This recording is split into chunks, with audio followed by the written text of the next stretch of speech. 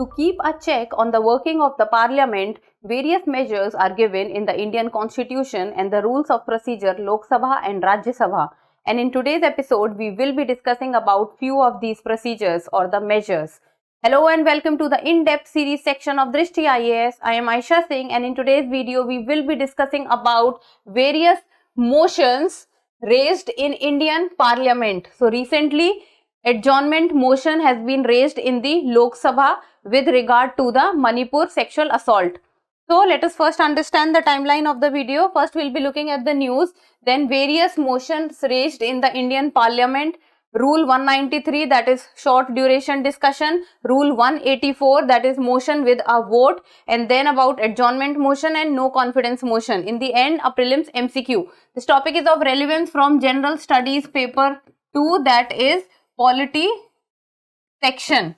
From exam perspective, from prelims and mains, both about adjournment motion and no confidence motion. These two are very important. So, the news has been taken from the Indian Express and it says, what is an adjournment motion moved by Congress member of Parliament in Parliament? So, recently the adjournment motion has been moved by the Congress MPs in Parliament, and they have done in demanding a urgent discussion on the alleged sexual assault of at least 2 women in Manipur. So, ethnic violence is going on in the state of Manipur, one of the northeastern states and one of the states of the 7 sisters.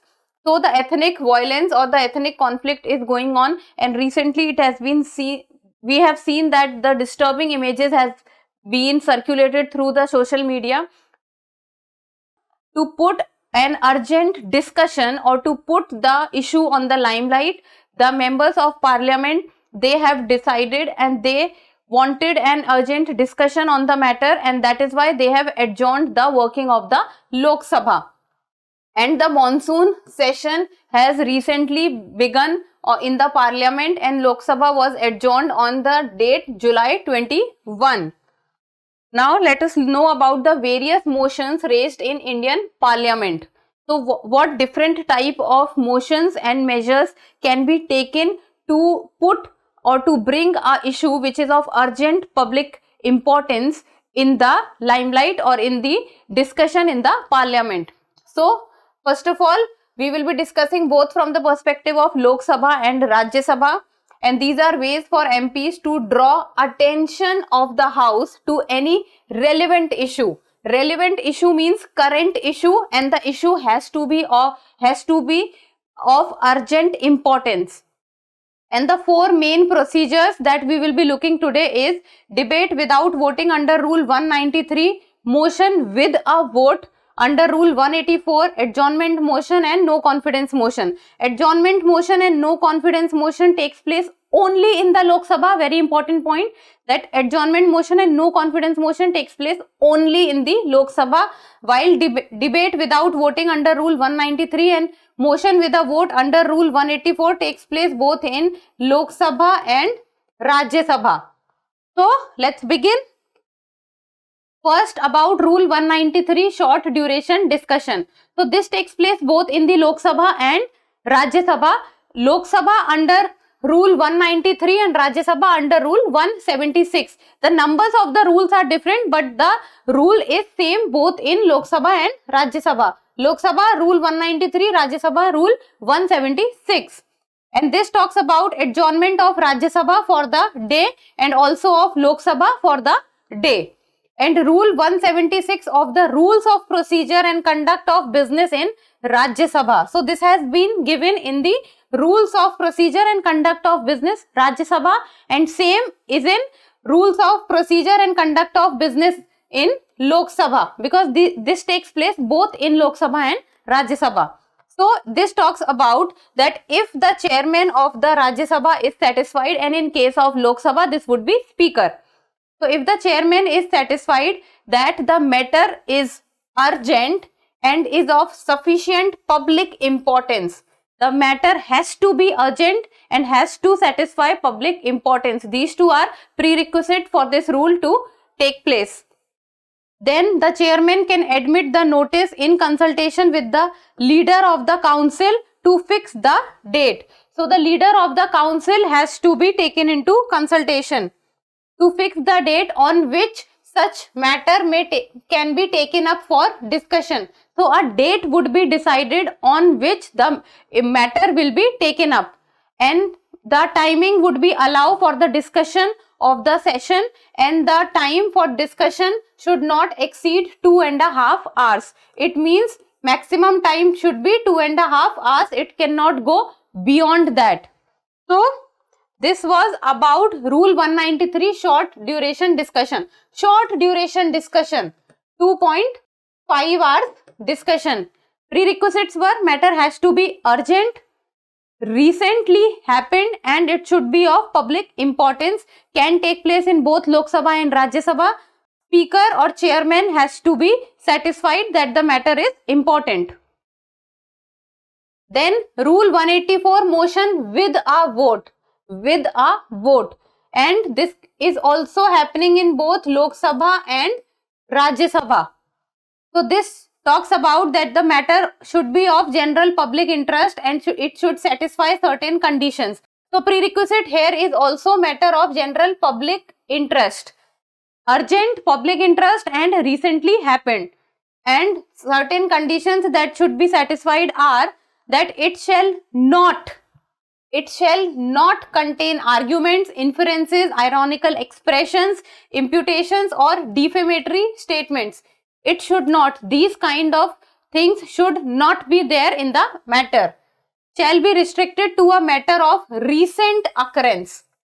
These things should not be there, and the matter has to be of recent occurrence. It means that the matter should have happened recently, in the recent past, or you can say around few weeks old. And Lok Sabha, the speaker can allow for such a matter to be raised at his own discretion. Own discretion. It means the speaker will have the power. The speaker will have the ultimate say in this, that the speaker can allow. The speaker has the power to allow for the matter to be raised. If the speaker does not find the matter to be relevant or important enough, then the speaker can also reject the matter. It means the speaker becomes the powerful authority here. And speaker can then allot a time period for the discussion of any such motion. Time period will also be allotted by the speaker. So ultimate power is lying in the hands of the speaker, whether the matter should be taken up or not, and the time period, for what time period, it should be for 1 hour, 2 hour, 3 hour, that time period will also be suggested by the speaker. This was Rule 184, motion with a vote. Now let's talk about adjournment motion. And adjournment motion happens only in Lok Sabha. It takes place only in Lok Sabha. It does not take place in the Rajya Sabha. Now let's talk about adjournment motion. So first of all, about the word adjournment. Adjournment means to put a halt. Halt is there. Halt has been raised to stop the working of the parliament for a definite period. Like for example, in the morning session has been suspended and the parliament will meet tomorrow. That means for one day the parliament or the Lok Sabha has been adjourned. That is what is adjournment. So adjournment is also two types. Adjournment means delay for a definite period, while there is one more, that is adjournment sine die, that is delay for an indefinite period. It means the time when again the parliament or the Lok Sabha would start working, that time period is not decided. So adjournment motion is considered to be an extraordinary device. It is called an extraordinary device which interrupts the normal business of the house. Interrupt the normal business of the house. It means it can halt the normal working of the house. And the definite matter of urgent public importance. The matter has to be of urgent public importance. All the measures that we are discussing today, one of the prerequisites for them is that the matter has to be of general public importance, and it is urgent public importance, and it has to be a recent matter. Then the speaker's consent is mandatory in this. The speaker has to give his or her consent that yes, the matter is of urgent public importance. And the notice for the adjournment motion has to be given before 10 AM on the same day. and adjournment motion, passing of the adjournment motion needs the support of 50 members to be admitted. If 50 members are not supporting the adjournment motion, then the adjournment motion cannot be admitted. So this is one of the prerequisites, that the 50 members has to be in its support.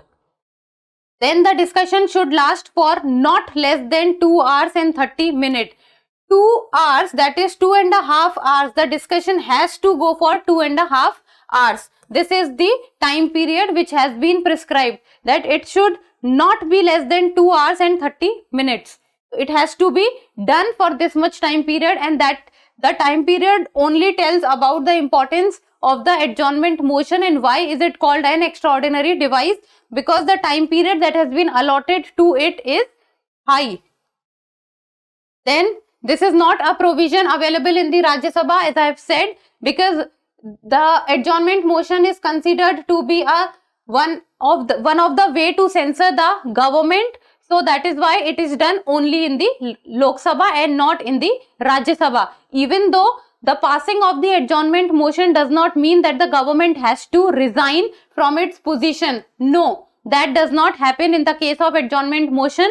Even though the adjournment motion gets passed in the Lok Sabha, but then also the government does not resign from their position, even though it is a very high measure that the case, if that has passed in the Lok Sabha, the adjournment motion has passed in the Lok Sabha, that means that the motion was correct, or that is considered to raise questions on the government, but the government is not meant to resign if the adjournment motion gets passed in the Lok Sabha.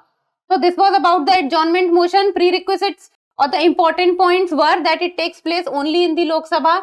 Speaker's consent is mandatory. It is of urgent public importance. Government do not resign if the motion gets passed.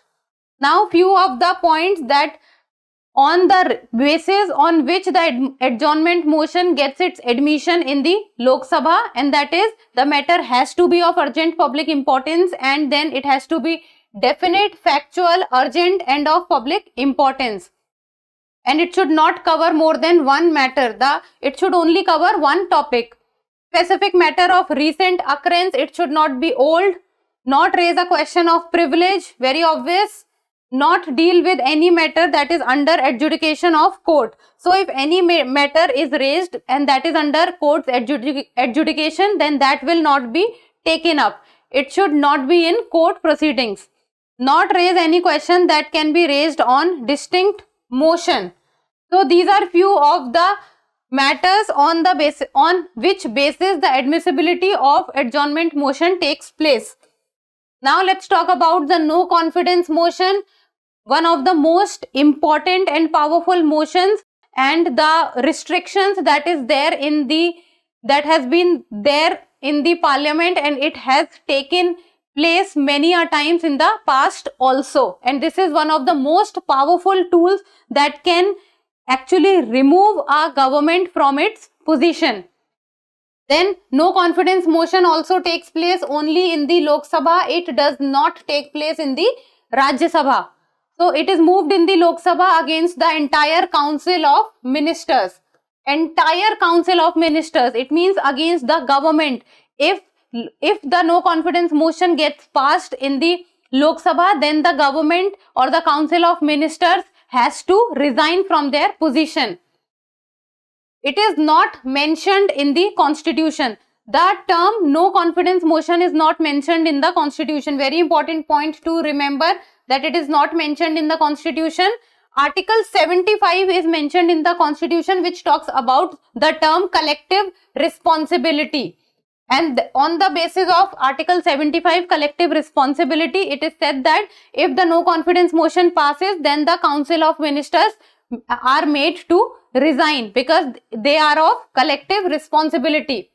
And Article 75 talks about that the council of ministers shall be collectively responsible to the Lok Sabha. Collectively responsible means that if the no confidence motion passes, then whole of the council of ministers, they have to resign together. It is not that the individual responsibility lies that one council of minister can resign while all others are not resigning. No, every Council of Ministers or the Council of Ministers as a whole, they have to resign. Then in no confidence motion also, for its admission 50 members support is required, and if the motion passes then the government resigns. This is the power of the no confidence motion, that if the no confidence motion gets passed in the Lok Sabha, the government is meant to resign. This is one of the most powerful tools against the government. So this was about the no confidence motion. Now in the end of prelims MCQ, and you people need to tell me the answer in the comment section. This says, consider the following statements regarding adjournment motion. First, discussion should last for not less than 2 hours and 30 minutes. Second, provision available in both Lok Sabha and Rajya Sabha. Third, if motion passes, government resigns. These are the 3 statements, and you have to talk about how many statements are correct. Only 1 statement, only 2 statements, all 3 statements, or none of the above. We have discussed these points in the video, so I think you should be able to answer this one. So that's all for today. Thank you so much for watching. Till we meet next time, keep reading and keep writing.